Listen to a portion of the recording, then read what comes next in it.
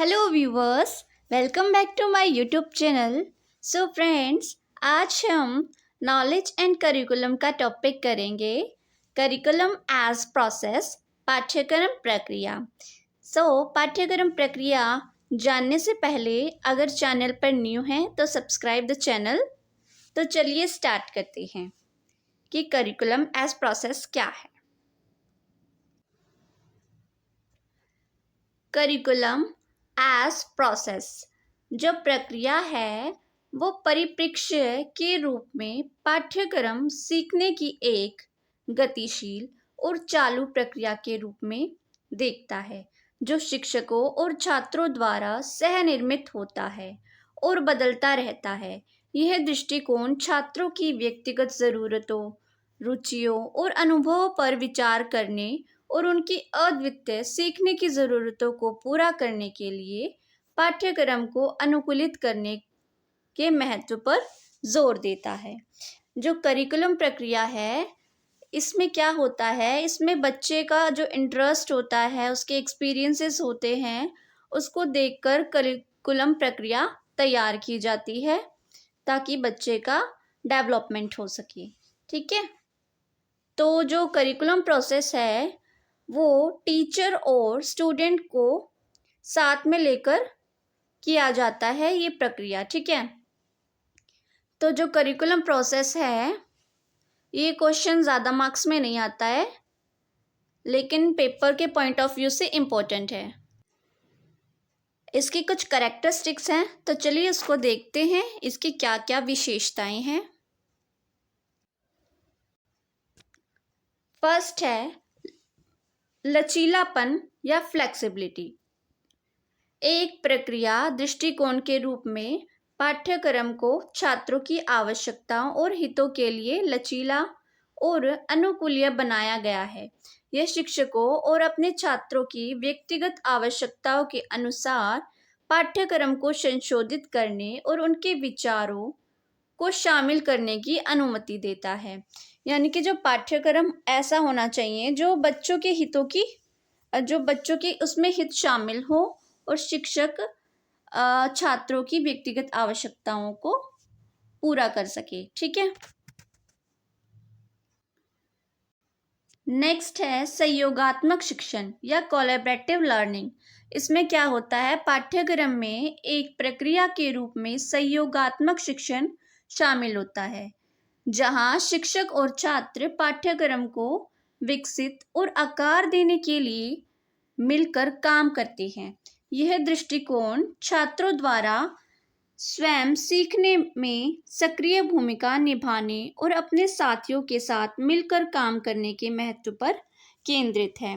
ठीक है, जो ये कोलैबोरेटिव लर्निंग है, इसमें क्या होता है कि जो शिक्षक और छात्र हैं वो आपस में सहयोगात्मक भावना से कार्य करते हैं, जिससे जब पाठ्यक्रम की प्रक्रिया चलती रहती है सक्रिय रूप से। ठीक है, नेक्स्ट है पूछताछ आधारित शिक्षा, इंक्वायरी बेस्ड लर्निंग। इसमें क्या होता है, यह दृष्टिकोण पूछताछ आधारित शिक्षा को प्रोत्साहित करता है, जहाँ छात्रों को प्रश्न पूछने, उनकी रुचियों का पता लगाने और आलोचनात्मक सोच में संलग्न होने के लिए प्रोत्साहित किया जाता है।